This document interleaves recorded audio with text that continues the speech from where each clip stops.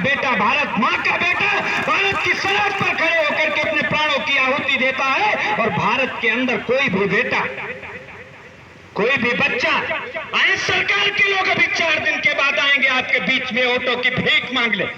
पूछना उन भिखारियों से, पूछना उन नेताओं से, पूछना उन सांसद विधायकों से। अभी 2 वर्ष से हमारा देश कोरोना के कहर से जूझ रहा है। कोरोना काल चल रहा है।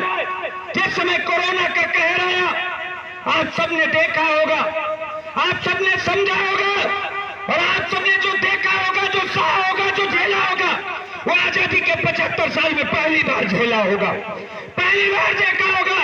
पहली बार इन सड़कों पर सन्नाटा देखा होगा। पहली बार देश के बड़े बड़े कारखानों को बंद करते हुए देखा होगा। पहली बार देश के बड़े बड़े उद्योगों को बंद करते हुए देखा होगा। पहली बार लोगों को एक दूसरे से दूर करते हुए देखा होगा। पहली बार लोगों को हाथ न मिलाने की हिदायत देते हुए देखा होगा।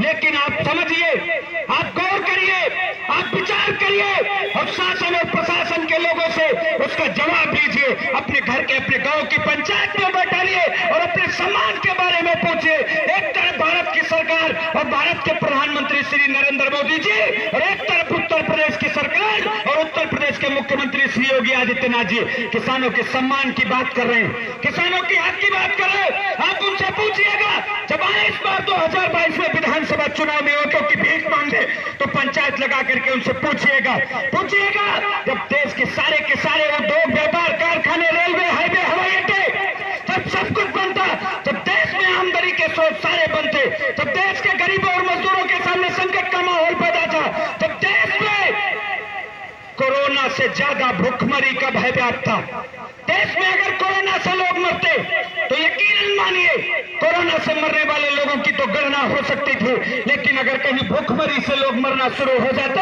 तो भूखमरी से मरने वाले लोगों की गिनती करने वाली अभी तक उत्तर प्रदेश और हिंदुस्तान में कोई सरकार नहीं बनी है जो भूखमरी से मरने वाले लोगों की गिनती कर सके।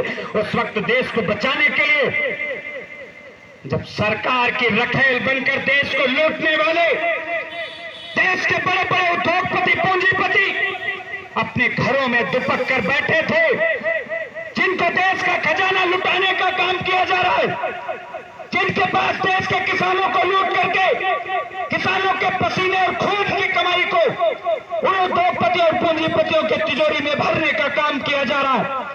जब वो संकट के माहौल में, जब वो कोरोना के कहर में अपने अपने घरों में दुपक करके बैठे थे, उस वक्त भी देश के अन्नदाता ने, देश के भगवान होने के नाते, देश का जिम्मेदार नागरिक होने के नाते, देश का पालनहार होने के नाते, उस वक्त भी हमारे देश के किसानों ने खेतों में सब्जियां पैदा करके मंडी तक पहुंचाने का काम किया। उस वक्त भी हमारे देश के किसानों ने अपने घर में दूध पैदा करके बाजारों में बेचने का काम किया है। उस वक्त भी हमारे देश के किसानों ने अपने खेतों में अनाज पैदा करके देश के लोगों की 2 वक्त की भूख को मिटाने का काम किया है। लेकिन उसके बाद में सरकार के द्वारा एक ढकोसला किया जाता है, एक षड्यंत्र